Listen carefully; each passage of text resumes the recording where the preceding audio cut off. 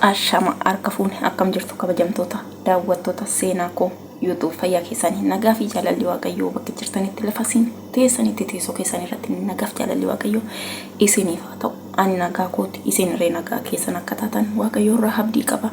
Egaa ka har'a qabxiilee xiqqoo ishii waanuma akkas deddeemaa jiru kanarraa isinitti hima. Seenaan keessan waan mataa ishirraa seenaa haasa'uudhaaf kan YouTube banatti garuu ammaaf bakka rakkisaa keessa jirti waan ta'eef seenaa biyya koo, seenaa jireenya koo isinitti muudhaaf xiqqoo ishiin ulfaata.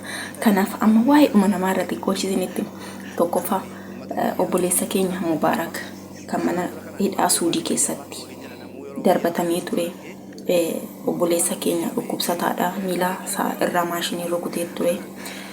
Waaqayyoon immoo otuma yaalamaa jiru yaali sanarraa immoo gara manaatti deebii jedhamee mana yaalatti bahee ture. Yaa ta'uuti malee immoo diinni garaa namaan laaftu mitiire. Haati ormaa, biyyi ormaa, jireenyi biyya ormaa garaa namaan laafan marumattuu hundi isaanii walumaa galatti garaa namaan laafan. Akkuma harginu akkuma keessa jirru kana jechuudha. Kanaaf obboleessa keenya fuudhanii ati dhibamaadha, ati dhukkubsataadha, ati miilaan qabdu, ati ijaan qabduun jettu biyyi ormaa, ati dhukkubsataadhaan jettu achisitti dhufnaan ni beektu. Kanaaf obboleessi keenya mana hidhaatti darbatamee ture torbee darbee keessaa. Waaqayyoon haa ulfaatu, waaqayyoon haa kabajamu, rabbiin koo guddaan haa eebbifamu. Har'aa obboloonni namoonni gurguddoon gargaaranii yaadaaf qalbiidhaanis warroonni bira jirtan marti keessaniyyuu galatooma. Har'a mana hidhaatiin nu bahee jira, baay'ee tokko gammadee jira, baay'ee tokko gammannee jira. Hundi keessaniyyuu nu beekoo baga rabbiin si baasee, baga waaqayyoon koo abbaan koo si baasee. Maaliif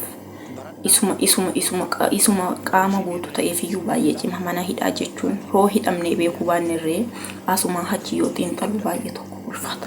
Mana hidhaa jechuun ohuma isaatiifuu hidhaadha. Kanaaf baga rabbiin koo si baasee obboleessa koo qaalii, baga rabbiin si baasee. Mana hidhaa jechuun nama qaama guutuudhaaf, nama sammuu guutuu, qaama guutuu, miira guutuu hunda qabuufiyyuu baay'ee tokko cimti. Keessattiyyuu kan biyya ormaa keessattiyyuu haduun kun ilaala waan baay'eetu jira. Kanaaf waaqayyoon koo baga si baasee, rabbiin baga si baasee. Kanarraan kan hafe immoo warroonni immoo obboleessa keenya Mubaarak musammaa dhukkubsatee dhukkuba isaarra immoo yaalamu jettanii gara biyyaatti deemee achi immoo yaalamee deebi'ee achi immoo waraqata sabaasii gara biyyaa ormaa deemee yaalamee deebi'a. Garuu as jidduutti waan baay'eetu jira. Innis maali yoo jettan dubbii adda waan adda ilmoo namaatiin kan hin jedhamne wantoota hin jedhamnetu deema. Kun dogoggora guddaadha. Maaliif ilmoon namaa ni dhukkubsata, akka dhukkubsateen immoo hin du'u.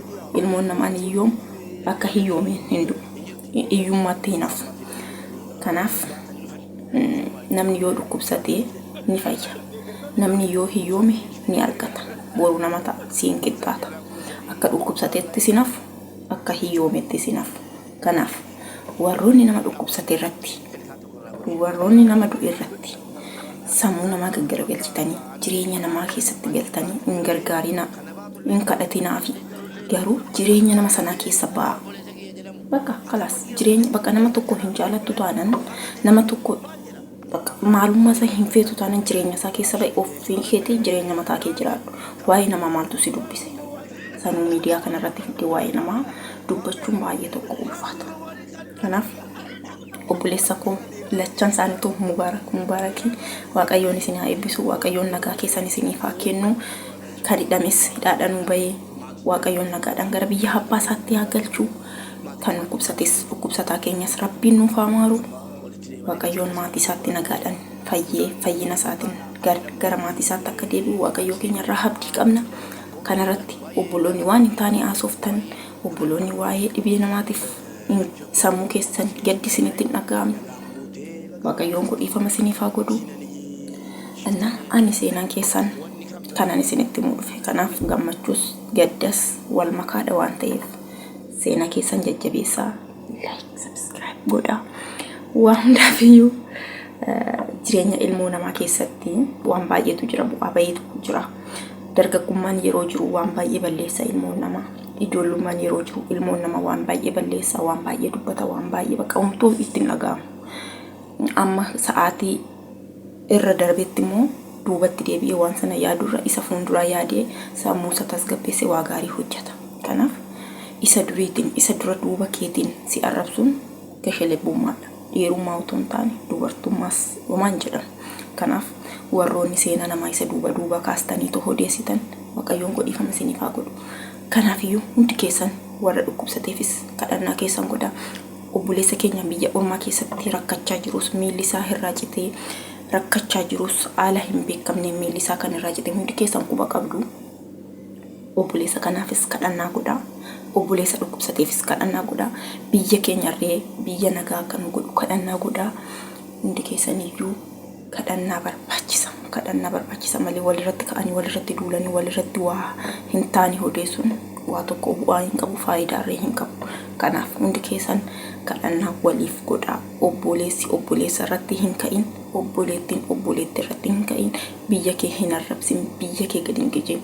Oromiyaa keessaa naannoo tokko arrabsite jechuun biyya kee arrabsite jechuudha. Kanaaf of qusadhaan isiniin jetti seenaan keessan waan dhaggeeffataniif guddaa galatoomaa. Seenaa keessan immoo like, subscribe godhu. Hin dagatinaa. Bakka nagaanaa bulaa, bakka nagaanaa hoolaa. Amtuun isin hin argin, gaariin isin hin darbin. Oola bulaa deeman.